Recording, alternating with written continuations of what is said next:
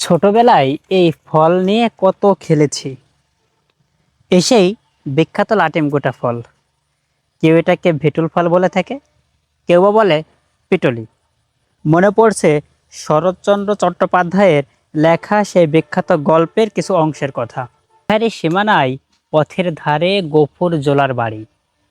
তাহার মাটির প্রাচীর পড়িয়া গিয়া প্রাঙ্গণে আসিয়া পথে মিশিয়াছে, এবং অন্তপুরের লজ্জা সম্ভ্রম পথিকের করুণায় আত্মসমর্পণ করিয়া নিশ্চিত হইয়াছে।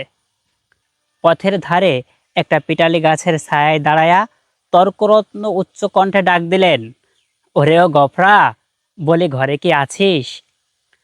তাহার বছর দশেকের মেয়ে দুয়ারে দাঁড়াইয়া সাড়া দিল, কেন বাবাকে? বাবার যে জ্বর। এটি শরৎচন্দ্র চট্টোপাধ্যায়ের সেই মহেশ গল্পের কিছু অংশ মাত্র। সেই গল্পে এই পিটালি গাছ বা লাটিম গাছের কথা বর্ণনা করা হয়েছে, এবং এই লাটিম গাছের ছায়া সুশীতল, অর্থাৎ অন্যান্য গাছের তুলনায় লাটিম গাছের তলায় ঠান্ডার পরিমাণ একটু বেশি থাকে।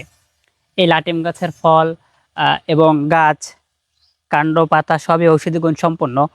লাটিম গাছের কাঠ দিয়ে দেশলাই বানানো হয়, এবং এই লাটিম ফল দিয়ে আমরা ছোটবেলায় অনেক খেলেছি। এই লাটিম ফল দিয়ে সাধারণত আমরা লাটিম বানাতাম, অর্থাৎ এটা অবশ্য লাটিম ফল যেহেতু, তারপরে এটাকে আমরা ঘূর্ণে লাটিম বানাতাম। অর্থাৎ এর মাথায় যদি একটা কাঠি, অর্থাৎ একটা ঝাঁটার কাঠি, এভাবে একটা চিকন কাঠি যদি লাঠির মাথায় এভাবে গুজে দিয়ে আমরা এটাতে লাটিম ঘোরাতাম। এছাড়াও মনে পড়ছে বিভূতিভূষণ বন্দ্যোপাধ্যায়ের লেখা সেই পথের পাঁচালী উপন্যাসের বিখ্যাত চরিত্র আম আটি ভেপুর যে অংশটা ছিল, সেখানে অপর একটা টিনের বাক্স ছিল, টিনের বাক্সের ভিতরে একটা লাটিম ছিল। সেই লাটিমটা অবশ্য কাঠের, কিন্তু এখানে এই লাটিমটা ফল একটা। তবে এটা দিয়েও যে আমরা লাটিম তৈরি করতাম তারই নিদর্শন হিসেবে দেখানো হয়েছে।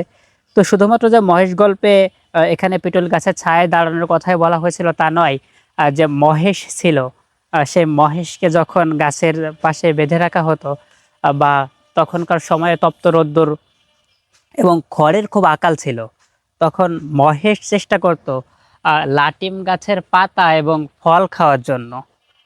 তো এই হচ্ছে আমাদের সেই ছোটবেলার শৈশব। শুধুমাত্র এই না, এটা দিয়ে আমরা আরও এক ধরনের খেলনা তৈরি করতাম।